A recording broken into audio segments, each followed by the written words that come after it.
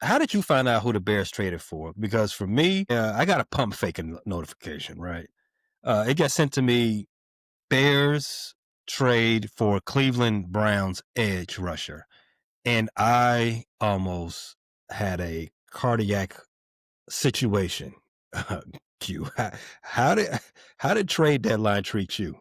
Trade deadline treated me well. We got the Cleveland Browns edge rusher, and everybody knows Cleveland Browns edge rusher. I think we got Mm-hmm. the gem. We fleeced them. They kept Miles Garrett. Really? Yeah, we fleeced them. They kept Miles Garrett, but Miles Garrett ain't who we wanted. We wanted Tryon Shoyinka. I'm ready for this era. I'm excited, pumped. Let's go Bears. Bear down. All right. In here, Q. I don't know if you are. I'm trying I to don't know sell who this Troy to Aikman. you. I'm trying to sell this Oh, to you, right? okay, all right. Because I didn't want it to say you. You're full of shit. Yeah, yeah. Okay.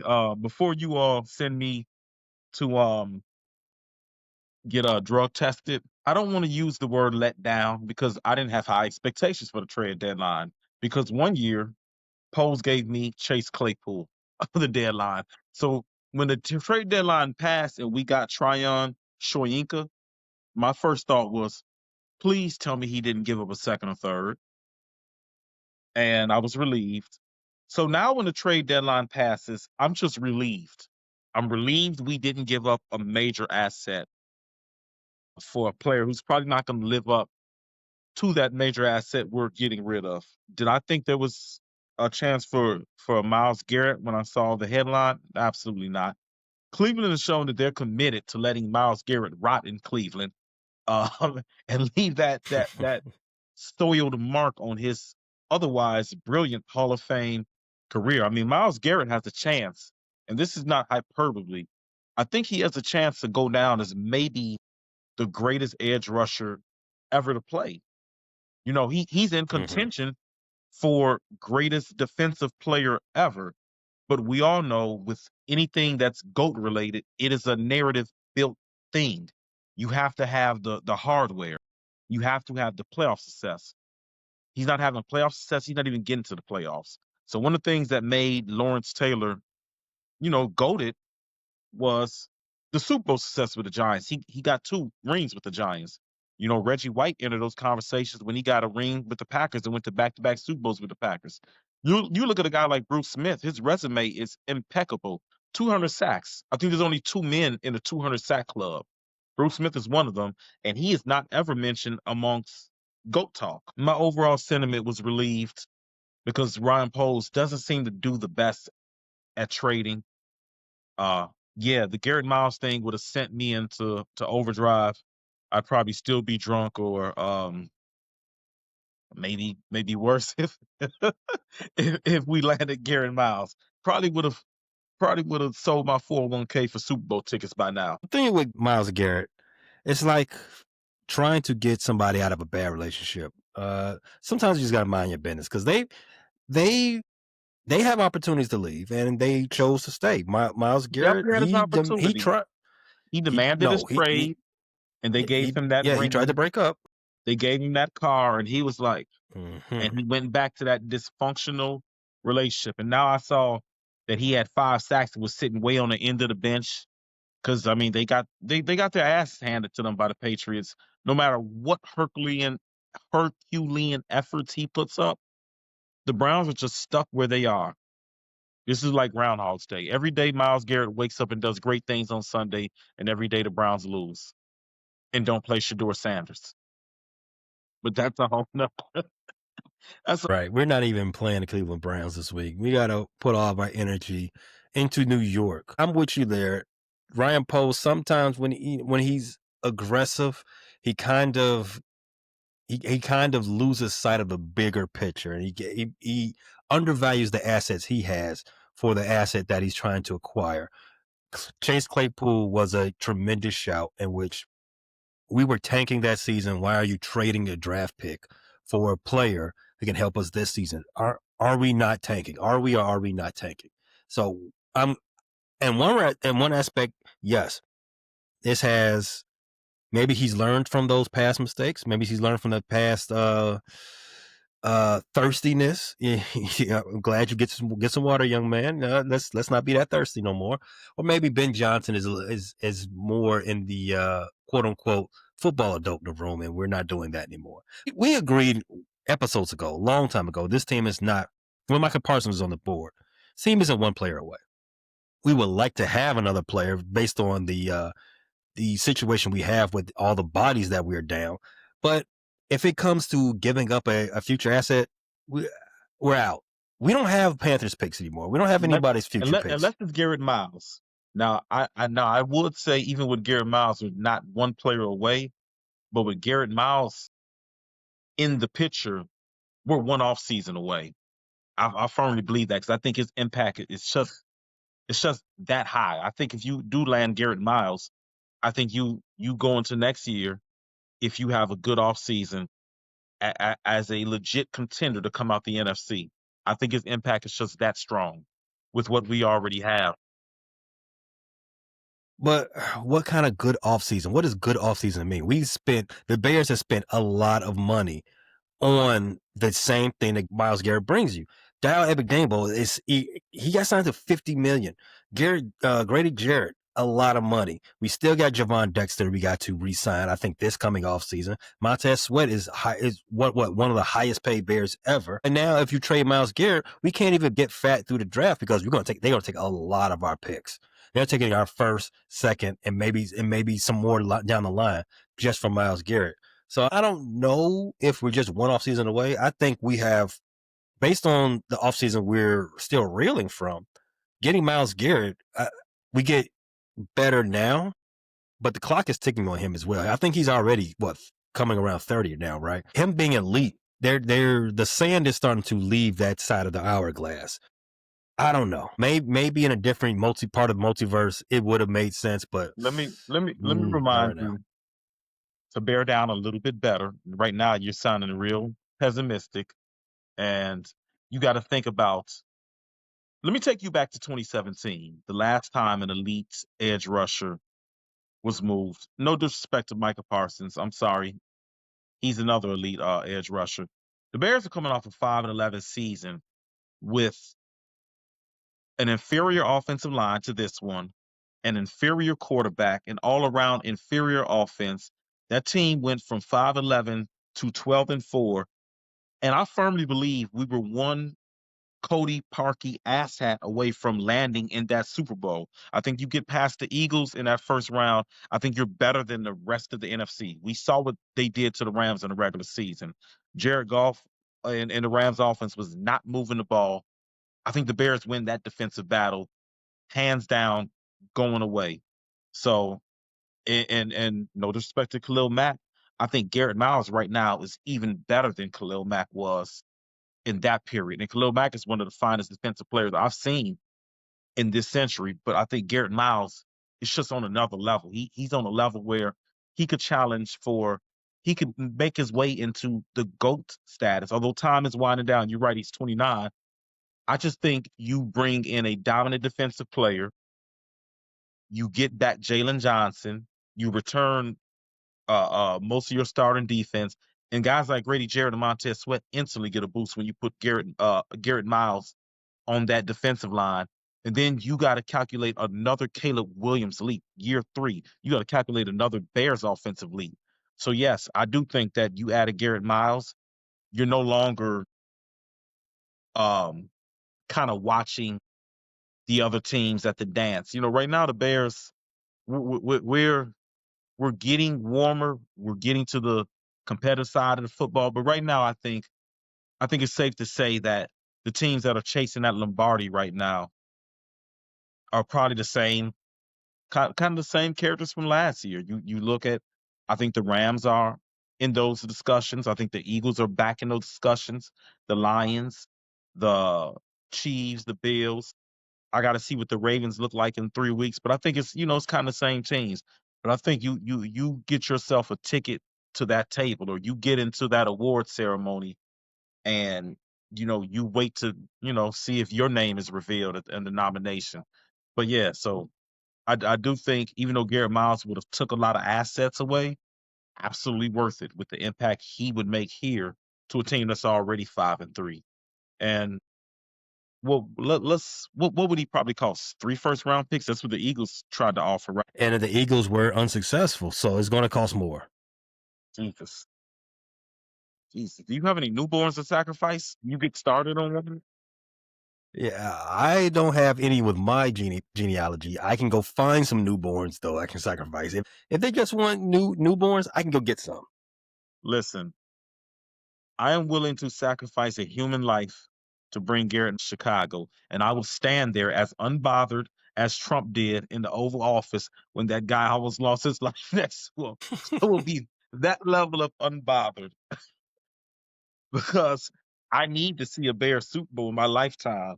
I can't keep hearing about the '85 Bears. I need to see. I need to see this for my own eyes. The Devin Hester thing was such a terrible tease 20 years ago. I need to get that bad taste out of my mouth. No Diddy. Yeah, I need a Super Bowl win.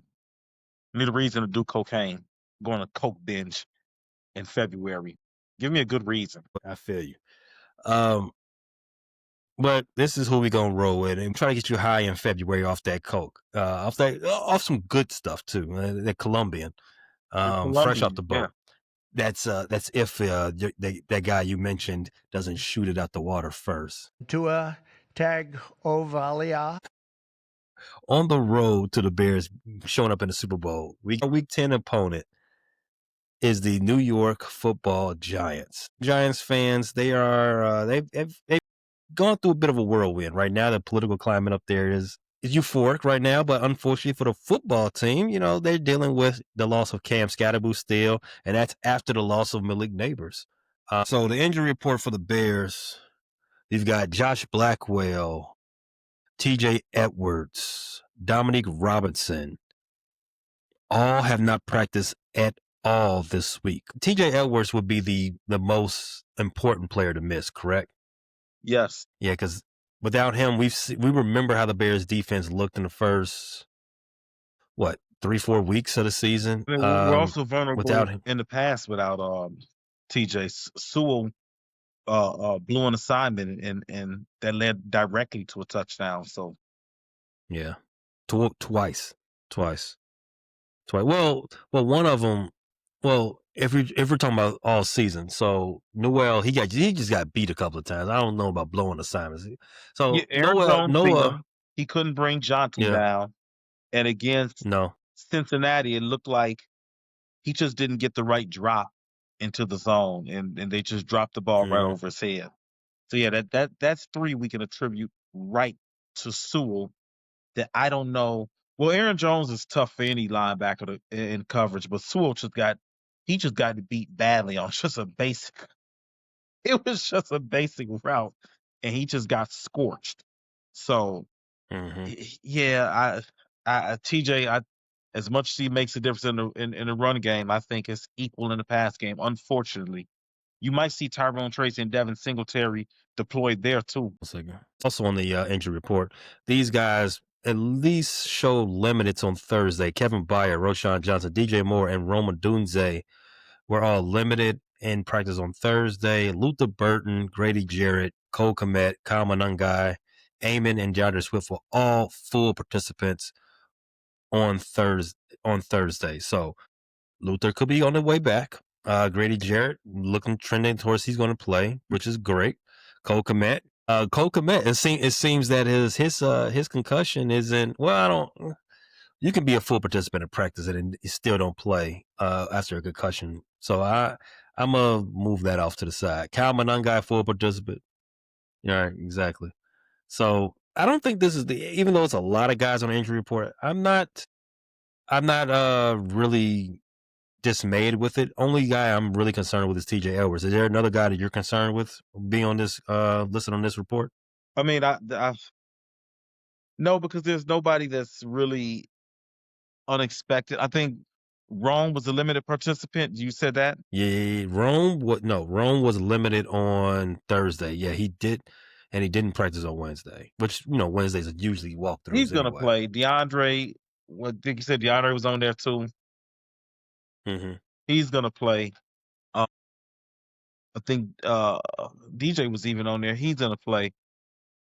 Cole Kmet, he's a veteran, but I think you got a healthy Loveland. I think you're okay if you miss Cole Kmet, right? Considering last week, I'm okay. Yeah. But considering that we are going against Brian Burns and Thibodeau and a pretty feisty pass rush, D-line, I would yeah. like to have all the tight ends. Yeah, I Yeah, would you're like to right. have all the tight ends that we need. Yeah, you might be in a lot of two tight end. I would say Dominic Robinson, but I kind of figured he wasn't going to play. And I mean, I like him for the depth piece and how he was accelerating. So yeah, I agree with you on the most important guy missing, the most alarming guy missing. Yeah, let's just hope that TJ Edwards is available to play. So this presents a very unique chance for the Bears to start stacking wins. Also, the Bears get their 6th win of the season, one more than they had all of last season. I like that for the Bears. The Bears. Speaking of the boy Caleb, the Bears offense enters this game coming off a tremendous and euphoric game of themselves in week 9, beating the Bengals 47-21. Caleb Williams, he had his highest graded single game of his career. The Bears scored 47 points, as I stated, against the Bengals, showcasing their offense is one of the best in the league. Only 5 of the teams this season have scored more than 47 points in a game. Caleb Williams, he had 280 passing yards, 3 touchdowns, 355 total yards, and another touchdown receiving. 114 rating against the Bengals. He's also protecting the ball very well and wins. In the Bears' 5 wins so far, they have turned the ball over twice and have forced 18 takeaways. So let's start this game talking about Caleb versus the passing defense of the New York Giants. Q. What have you heard about their passing defense? And when I say passing defense, I'm also including their their ability to rush the quarterback. Oh, What do you think about that? They got some edge rushers. They got Brian Burns. They got Kayvon Thibodeau. Abdul Carter was the number 2 pick in the draft this year, or number 3. What was he? Yeah, 3? I think he was 3. Yeah, because Travis Hunter went Yeah, number because 2. he was 1 of 2. Yeah, right. You're right. Right. He hasn't got off to a great start yet, but the ability is there. The ability is there. I kind of thought Abdul Carter might need a little bit more polish, but he has all the tools, and he might line up over Theo Benedict. So, and then they still got Kayvon Thibodeau and Brian Burns. They can get to the quarterback. They can absolutely get to the quarterback. Brian Burns is already at 10 sacks this year. He's turning 11. He's at 11. Yeah, he's turning in a Pro Bowl type year. So it's definitely a concern that Giants front 4. And then they got Dexter Lawrence there, and he's healthy. They got a tough front 4. In the back ends, they got some guys who have played well. Paula Adolson is that his name? But they've been banged up in there.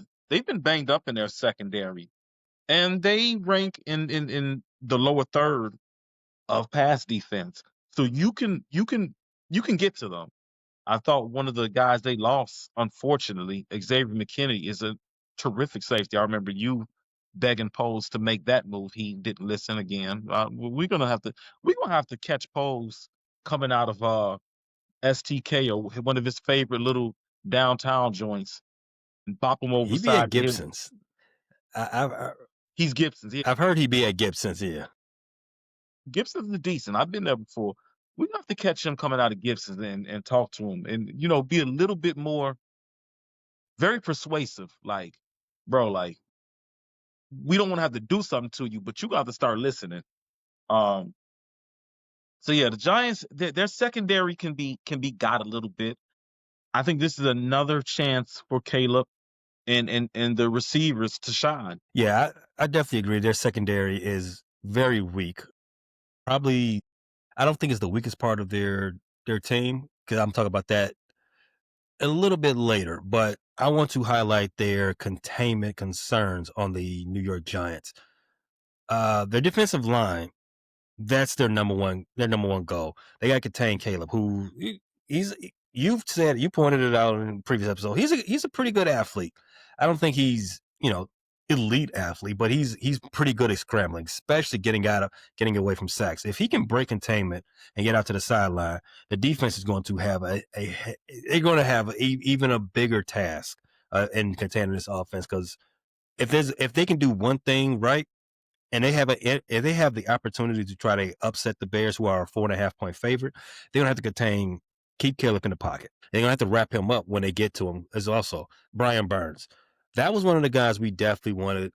If he was available, we wanted him to get him. I already said I think we he's talked about him a 11. couple years ago too. Yeah, Yeah, leading the league with 11 sacks. He's on a streak right now, 4 consecutive games with at least 1 sack. He's recorded a sack in 8 of the last 9. We want to break that streak. I'm talking to you, Theo, talking to you, Wright, Josh Jackson, who's been playing better of late, Tooney and Dahlman. We got to keep that guy off of our quarterback. Caleb, he's going to have to keep an eye on Brian Burns as well. The defense, exactly. Yeah, well, and Brian yeah. usually rushes from the blind side, so Mm-hmm. you got to know where he's at all times. I'm hoping we can give Theo a little bit of help, or a lot of bit of help. I want to see backs chipping. I want to see, messing with Brian Burns' eyes. Maybe have a receiver crack back, a tight end chip on him. You got to get him worried about getting cracked from the no diddy from from his blind side, so he doesn't get to Caleb on his blind side. You definitely got to get his eyes moving this way. I don't need him having tunnel vision on Caleb, because, like you said, if there's one thing that can cause an upset, it's turnovers. And the Bears, you said this was another win without turnovers. They tend to win when they don't have any turnovers. Yeah.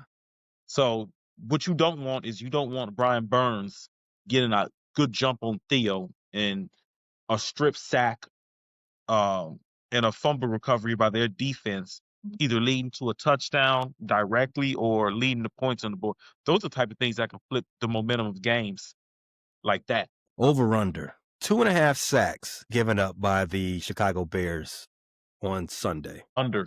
I'm going to go under. I think Ben Johnson and the Bears have found a comfortable niche in the running offense and the running game. And I think Ben is a smart guy. The Bears are a smart offense. They are a staff that is well prepared. I think they're going to know the things we can't do is allow the Giants to play to their strength. So I think you're going to see uh a lot of runs, maybe towards Brian Burns' side, but obviously you got to run behind Darnell Wright, especially if the kid Abdul Carter is in there. Abdul Carter, yes, he has high upside, but I've seen him get moved around in that run game. He's got to definitely put on a little weight, lot of strength, as a lot of guys who just enter the NFL and get in the trenches do. I want to see them run at Abdul Carter. I know he'll be rotating with Kayvon, but I want to see them run at him. I think you're going to see some draws. You're going to see some screens. These are things you do when you got an aggressive pass rush. Those guys want to get upfield. They'll break containment. So I think the Bears are going to be smart in how they attack the Giants. So I anticipate them putting Caleb in a lot of harm's way. And that's another thing. We got to shout out the coaching staff, this staff, because so many times we just have put our quarterback in harm's way in the past. Caleb getting sacked 68 times last year. Justin Fields being absolutely obliterated. Mitch Trubisky, Jay Cutler. I mean, we've been sacrificing quarterbacks in Chicago. It's refreshing to see a smart staff that is able to mitigate some of those concerns and some of those flaws on the offensive line and with the protection. So shout out to the Bears for running very good protection schemes and keeping Caleb upright more often than not. So yeah, I'm gonna go under the 2.5. I would love for that to be correct, because even though 2.5 not a bad number, if you get sacked 2 times, 3 times, that doesn't necessarily spell doom. It doesn't necessarily spell like you are trending towards a loss. But I want to get the offensive line in a rhythm of which they go on a streak of an anti-Brian Burns type streak where they go game after game after game, not allowing Caleb to touch dirt. Maybe get touched, maybe get rushed a little bit, but no sacks. I would love to see that go. And today, as we move past the Giants and then some other teams, it will be great to start that this week. So the other aspect of the passing offense versus the Giants passing defense is secondary versus the passing weapons for the Chicago Bears. Obviously, you got Roma Dunze, but what jumped off the page for the Bears this past Sunday was the secondary weapons. You got Colston Loveland, who had 2 touchdowns. Zacchaeus, 58 yards and a touchdown. We expect maybe possibly Cole Kmet is back. And I expect Roma Dunze and DJ Moore to break out. And I expect DJ Moore to have another, fantastic game. Versus the Giants secondary. Who holds the matchup advantage there? Hold on. Breaking news. Former NFL star Antonio Brown was apprehended in Yeah, they got him. Dubai. He's being extradited. Man, free Antonio. Man, free Tone Bone. We not finna celebrate the incarceration of no ex-receivers or no melanated people. Free that man. They finally caught his dumbass. Free Tone Bone. All right. Bro was trying to live his best life. Yeah, as a fugitive. For our listeners, I'm not promoting active lawlessness or crimes, but understand extradition and what countries you can go to where you won't face extradition. Go do like Russell Simmons. Go find you a country that doesn't extradite to the United States. Shout out to Asada Shakur too. Find out where you need to be. Who do you have as the holds the advantage? Bears pass catchers or the Giants secondary? I'm going to go with the Bears pass catchers. The Bears feature several first-round picks in their pass catchers, several second-round picks. I think the Bears are third in scoring. They are.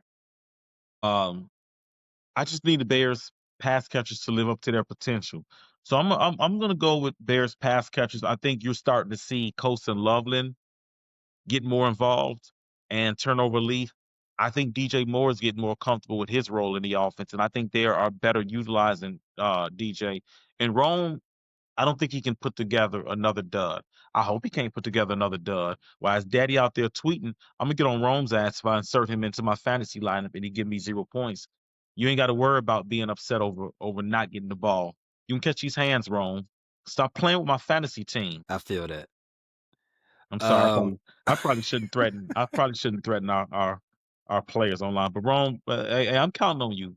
I need a W this week. Boy, am I counting on him as well. Just as a Bears fan, I believe in the talent Are of you Rome confident to Odunze. put him in your parlay again? No. He's lost the parlay privileges. He couldn't get 4 catches against the Saints. He couldn't get 4 catches against the Cincinnati Bengals. We scored 47 points and he couldn't get a catch. I'm still mad about him not catching that touchdown.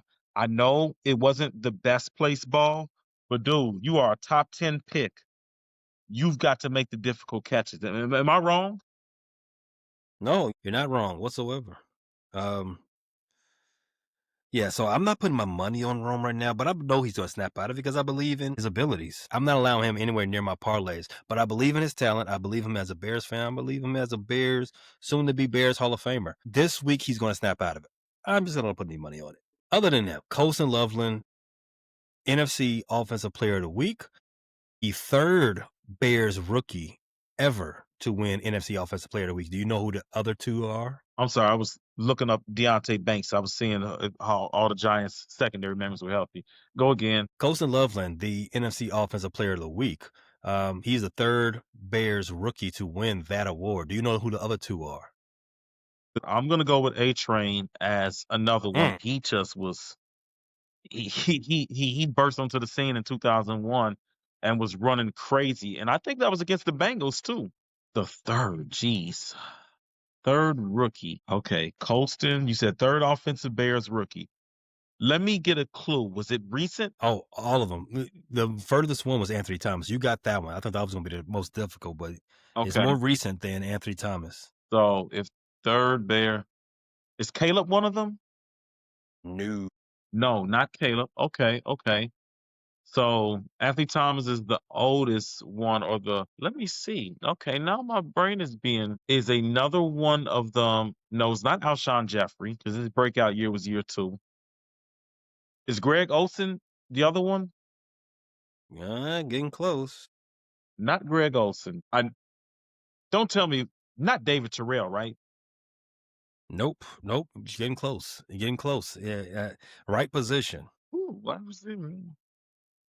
I know the hell it wasn't Kevin White, because he couldn't even get onto the field. Of course. I'm gonna kick myself when you tell me the name, because I feel like I should I should know. Is it Devin Hester? Jordan Howard. How dare I not know him? He actually helped me win a fantasy league championship one year.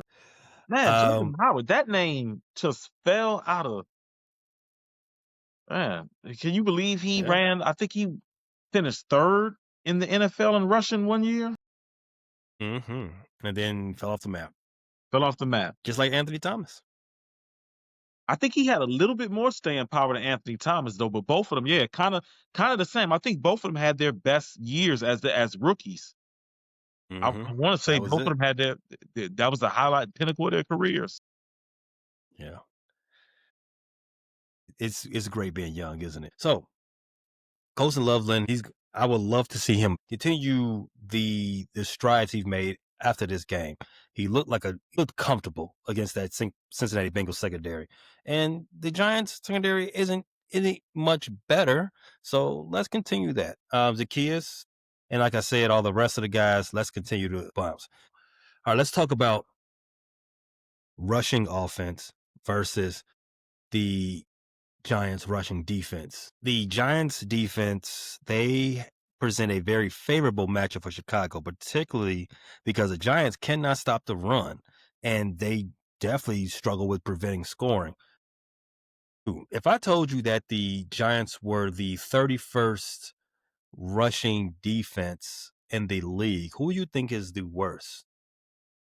If you told me that the Giants were the third worst, 31st. 31st or the 31st second worst? after the belt to ass session Sunday, I think the Bengals are worse than the. Hey, you're on fire right now. You're right. The Bengals are the 32nd. They are the worst. And you saw what the Bears did to that rushing defense. Cal Monangai, 200 yards from scrimmage against them.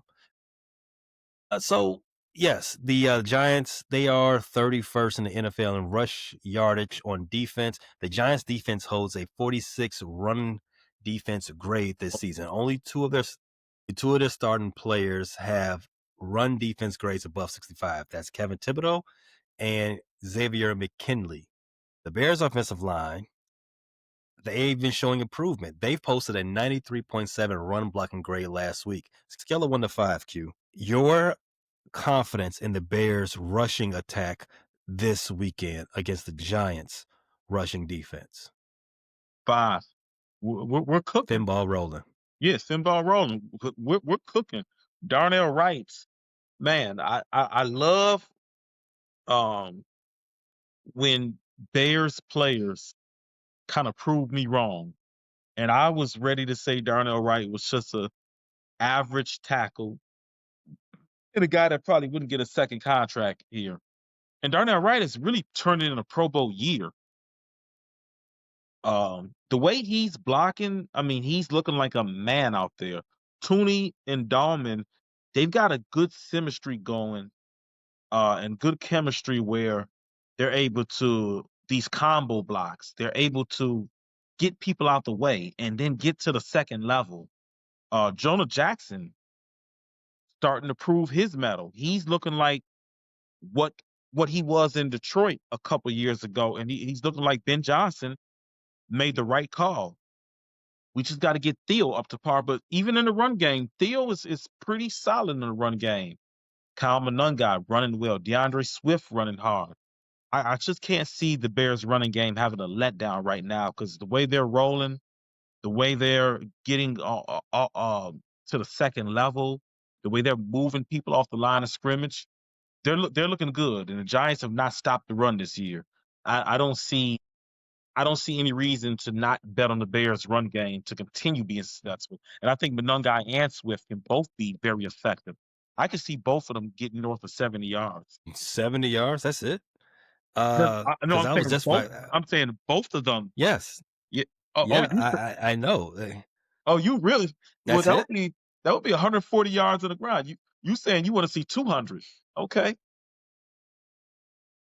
If the Giants are just a tick better than the Cincinnati Bengals, and DeAndre Swift is a lot better than Cal Monungai, and Cal Monungai ran for 200, will put 176 on the Bengals. And the week before, I think DeAndre Swift ran for 100 and Monungai ran for 80, right?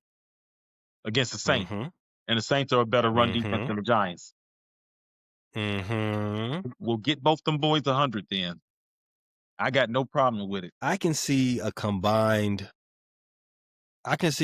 that we've laid that out, over under 185 and a half rushing yards for the Chicago Man, Bears. that's a lot. That's a lot. Oh, man. I'm going to say under, but not because the Bears aren't going to get their way in the run game, but because Caleb and the receivers are going to get their way in the passing game. So it becomes a Mm. thing of how many mouths get fed. Rome comes back with a vengeance. I think Caleb has another 270. He puts up another 270. We're at home, Soldier Field. So I know we're only 3.5-point favorites. I don't expect the Giants to just roll over. The Giants are scrappy. They've been fighting all year. But when you lose a guy like Cam Scatterbull, that has a trickle down effect for the entire team because he's the guy that not only was he running the ball well, running the ball hard, he was moving the change, keeping the time possession on the Giants side, keeping their defense off the field. Tracy, and Devin Singletary have been far, far downgrades pre-Scatterbull and post-Scatterbull. So, I mean, the Giants become kind of one-dimensional. When you come one-dimensional and you're a rookie quarterback against Dennis Allen or a young quarterback against Dennis Allen tends to take advantage of you. So I think this is a game where the Bears can jump out early and can kind of just coast, but they can have a really balanced attack. So I'm going to go under 185, but not by much. Okay. I'm with that. I got Caleb throwing for 225, 3 scores. Give me 2 three scores. seconds. I got Caleb winning 225 and 2 scores, and the rushing offense getting 190 combined. Caleb's in there too. 190 combined and another 2 scores.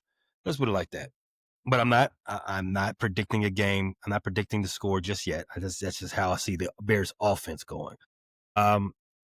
Let's talk the last bit of the offense. Let's go red zone and situational football. The week before, I got on the case about being unaware of the situation that you're in and putting yourselves in bad spots, right? The Bears showed improvement in their situational awareness and their red zone last week. And I hope that continues. And again, if you want to compare the Cincinnati Bengals defense to practice, the Giants aren't too much better than just being practice as well. The offense was hunting for coverages and taking advantage of the defensive weaknesses. The Bears end up going 4 out of 6 in the red zone against the Bengals. And there was a bunch of plays in which Caleb and the offense, they just knew the situation. They just knew what to do. I remember Caleb rushing for a first down, in which the week before he just got down because he saw the hit coming. This time he said, "I'm getting to the sticks," and he got there. Yeah, he There did. was there was an improvement in awareness, and you need that as a team continues to grow. The Giants are giving up 27 points per game this season. Same neighborhood as Cincinnati and Dallas, who the Bears have torched. They also gave up 34 points to an opponent using a backup quarterback. The Giants defense gave up a 96 rating to Mac Jones last week. And I'm going to use that as my segue to the defense, to the Bears defense. Wait.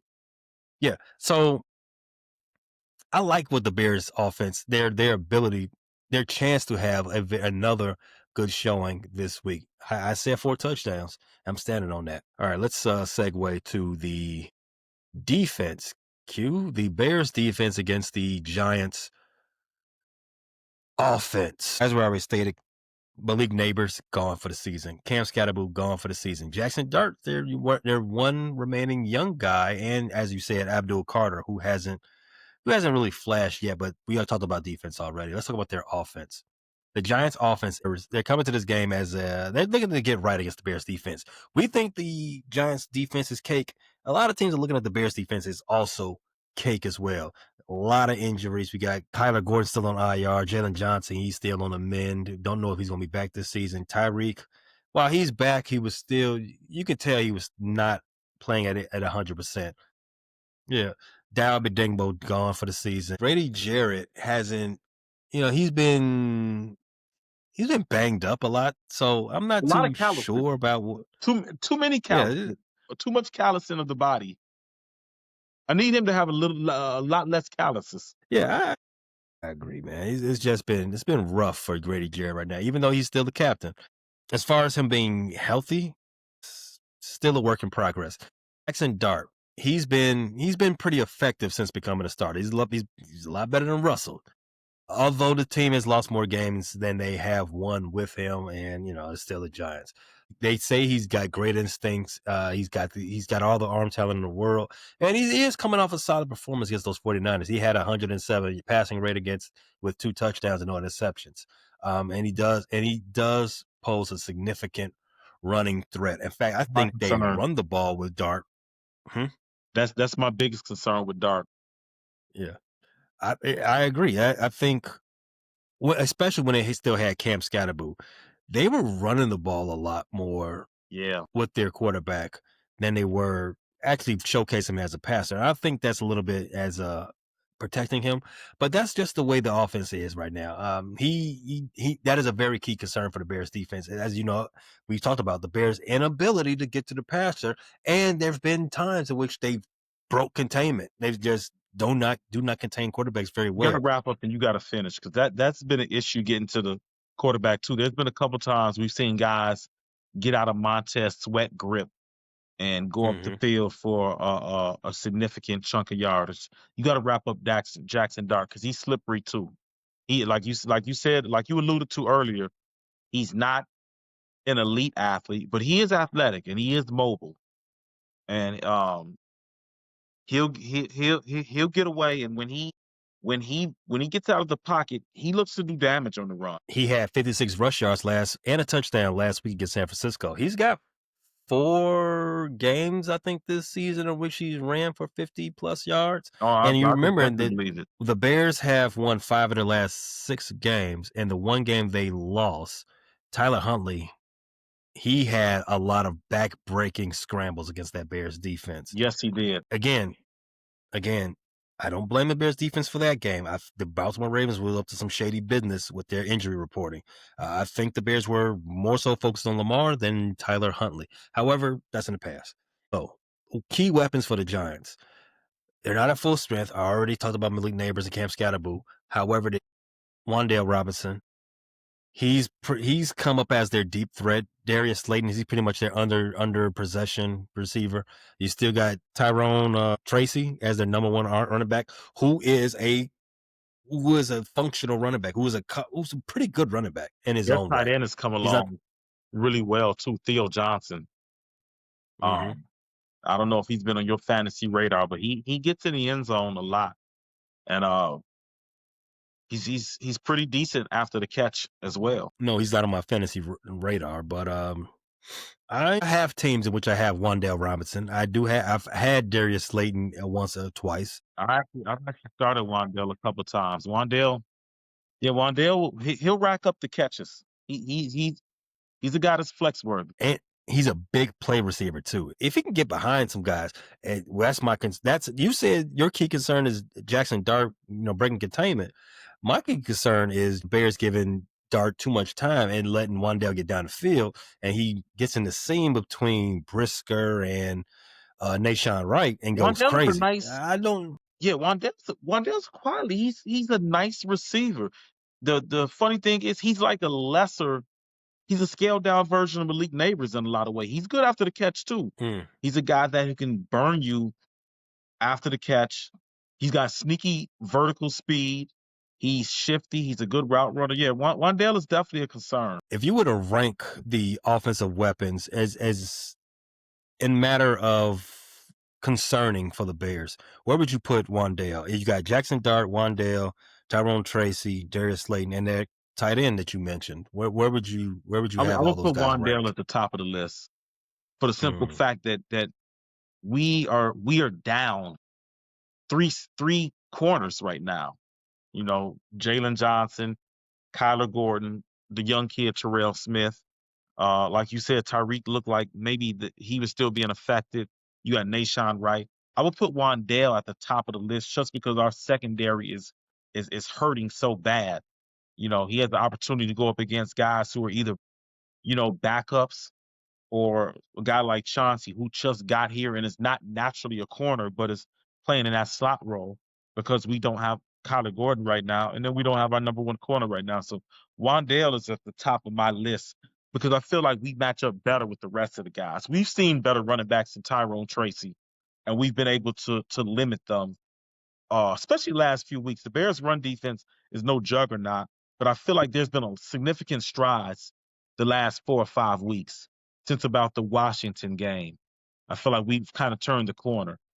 And Jackson Dart, we've seen he's a rookie still, and even though, like you said, he's dangerous with the legs, I don't really fear him picking us apart from the pocket. You just got to kind of be disciplined and keep him from getting out the pocket and running. And I mean, my biggest fear with Jackson Dart is, like you said, the running and the fear of him getting outside the pocket and with the play breaking down, him throwing it on a fire drill and catching us kind of, the corners can only defend for so long. So that's my biggest concern. So yeah, Wandale is at the top of my list for concerns. We're talking about the cover. Continue talking about the coverage issues for the Bears. The Bears ranked bottom 10 in coverage grades. Last week, we gave up 470 yards, which is a career high for Joe Flacco. Joe Flacco's been in the league for about 46 years, and Joe he got Flacco's his been in the career. league since NFL was on Sega. Yeah. And he got his career high last week against the Bears. 4 touchdowns for him as well. Some of these yards came from, I would say that was just a great catch from T. Higgins. That 2 great a catches lot of from the, T. Higgins. yeah, I would say that, but still, something like that can't continue to happen. But I do think where the Bears excel in is, one, taking the ball away. The Bears still do lead the NFL in takeaways, but you can't depend on that, especially against the Giants, because Dart, recently he hasn't really put the ball in dangerous opportunities. He's only had 2 turnover-worthy plays in the last 4 games. He hasn't turned the ball over a lot. That's not a mark for him, especially for a young quarterback, a rookie quarterback. So if the Bears want to lean on takeaways, that's not the game where you can actually predict something like that. I mean, do you agree with that? Yeah. Jackson Dart has played well considering the circumstances. I think he's accounted for himself well. And if you're a New York Giants fan, you're probably excited for the future. Even though Cam Scatterbull had a ugly injury, you got Jackson Dart, Scatterbull, Abdul Kari. You got 3 building blocks, and yes, that's one of the dangerous things about this game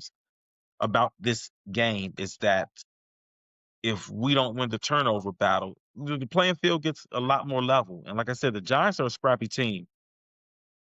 You are what your record says, and I think they're 2-6 right now, or are they 3-6? What are they? 2-6? Whatever they are, it's not a good record. But the Giants are going to play hard. Brian Dable got that team playing all 60 minutes, every snap. They don't take snaps off. So this is not a game where the Bears can just look at that record and just decide they're going to just coast through. This is not a game you're going to coast through, and we're not good enough just to coast through. You saw what the Giants did to the Eagles a couple weeks when the Eagles came in coasting. Another way that the Bears can try to force Jackson Dart into making a rash decision is to obviously pressure him. The defensive front has seen some improvement in recent games. Montez Sweat, he's got a sack in 3 consecutive games right now. He's played more snaps. He played over 75% of the snaps last week. The team is also trying to get Austin Booker more snaps and playing time, obviously, because I mean, who else is going to do it, right? Because Dale's gone.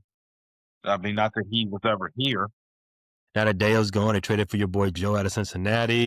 Joe, say his name. Say his name. I don't know his name. Tryon Shoyinka. Come on. I'm not doing all that. Tryon Shoyinka. Tryon. That's his name.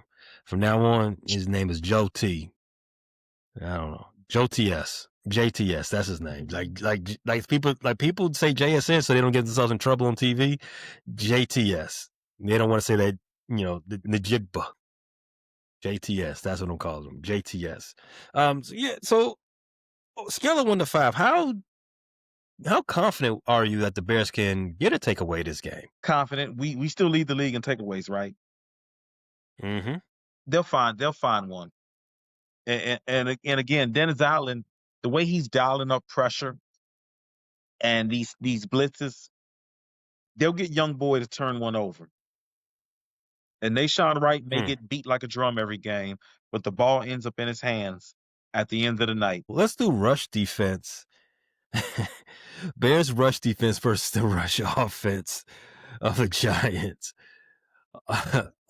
Although right now Jackson Dart is the primary runner for the New York Giants, the Bears defense has been very, very susceptible on the ground. They're still allowing over 5 yards per carry to runners aside from the quarterback. The run game is not considered a big part of the offense now with Cam Scatterboo gone. I don't think it's going to be a big part of the offense moving forward for the Giants. But if Dayball and the rest of them doing their homework, that's where they should attack the Bears. True or false? Should they attack the Bears in a run game? Is that what you're? That should be their point of emphasis. They should attack the Bears on the ground. Well, here's the thing. Mentally, I'd agree with that.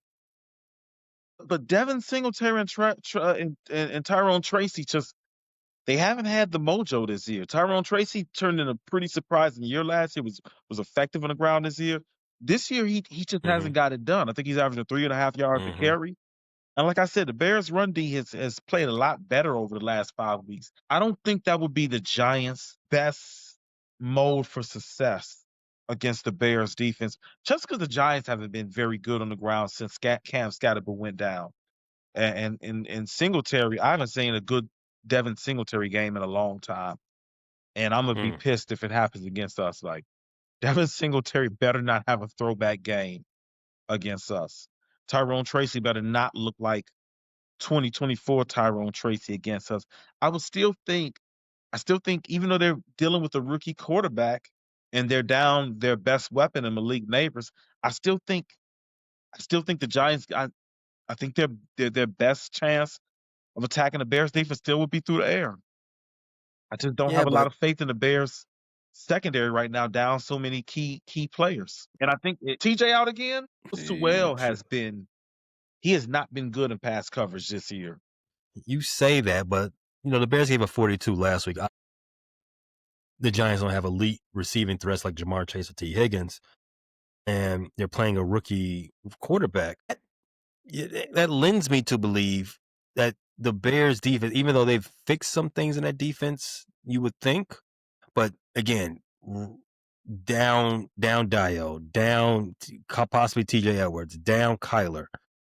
And what did the rush defense look like when we didn't have TJ Edwards and Kyler out there? What did it look like? It didn't look as good. It did. No. Yeah. You can say Tyrone Tracy and Devin Singletary they haven't looked good so far this year, but rushing, just like passing, rushing is a facet of offensive philosophy. The Giants have been a rushing first team ever since they went to Jackson Dart. I just think if they are going to make the Bears feel them, use a basketball term. Well, I guess it's a football term too. If you're going to make the Bears feel you, you're going to have to do it on the ground. Because through the air, I don't. Even though the Bears are pretty soft in the air as well, in the backside as well, I don't think it's going to happen for them like that. I just think you're going to have to soften the Bears up through the run. And if TJ don't play, I think the Bears are vulnerable against Tyrone Tracy. And we saw Tyrone Tracy break out last year. He can do it. He can do it. All right. It's time to talk predictions, Q. Let me wind this up. I think most people agree that the Bears are moving in the right direction. Last week's win was a big confidence boost for this team. You go out there and win a shootout. That shows that you can do some things. We've know this team can win ugly. We saw this team win in shootout. We saw this team win in a blowout fashion against Dallas. They've won a lot of games different ways this season. So yes, this team is moving in the right directions. This team has matched its win total all of last season. Why can't they go out and win this game this week against a team that is kind of reeling and was once again rebuilding in the New York Giants? We're going to capitalize on the defensive and offensive struggles for that team. Given the Bears' recent offensive output and the Giants' struggles against run and points allowed and all other getting to the quarterback and all other aspects, the Bears should be able to make a ton of plays on offense. I'm expecting them to lean on the run game. As I said earlier, I'm looking for over 185 yards. I can see that. And control the flow of the game. I think Caleb Williams can work off play action and get a couple of big chunk plays. And, like I said, lean on the run game, get a couple of scores easily in red zone. Strategy should be fairly evident for the Bears to control this game, run first, play mistake-free football. Let's continue moving in the right direction in the red zone, capitalize on for that 4 out of 6 from last week. Obviously, I got a Bears victory. I haven't picked against the Bears all season. Of course, bear down. The Bears. I think the Bears to get this game 31-18. 31-18. I got a Bears victory. I got the Bears 27-19. 19, huh? Yeah. I think the Giants move the ball, but we stiffen up in the red zone. We see them kick a lot of field goals. Hey, yo. Okay. Bear down. Thanks for listening to this latest episode from the Frustrated Chicago Sports Fan Channel. Don't matter if you listen to this on Apple Podcasts or Spotify or watch it on Twitch or YouTube. Make sure you like, subscribe, share with a friend, hit the notification bell so you never miss a drop. And to all the guys from Chicago, we say three things. Bear down, go Cubs go, and sell the team, Jerry.